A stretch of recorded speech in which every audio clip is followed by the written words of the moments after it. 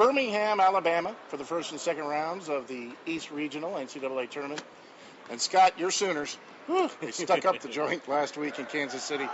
What are they got to do better to survive tomorrow night against St. Joe's? Well, it's a real simple thing when you're playing basketball. You put the ball in the basket. That's all these guys have to do. And you know what? The problem is that they go into some really bad shooting slumps. Can put together some long scoring droughts.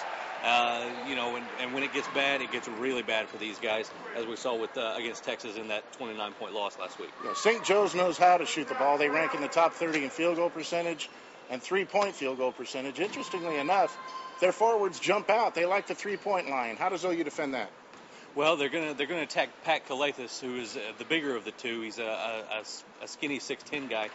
They'll put a guard on him and try to keep up with him. Most likely with Tony Crocker, who is about 6'6".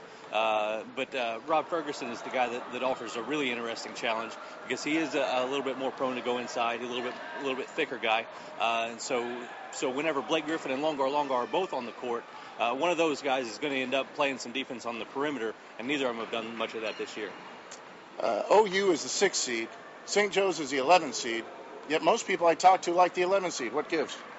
It's a great question. I really would have anticipated somebody like Joe Lenardi, who does a radio broadcast for St. Joe's, to pick the upset. But it's a really fashionable pick. A lot of people, a lot of the experts on all the websites like newsok.com are picking the Hawks in this one. You know, OU has overcome a lot this year with injuries and even academic problems.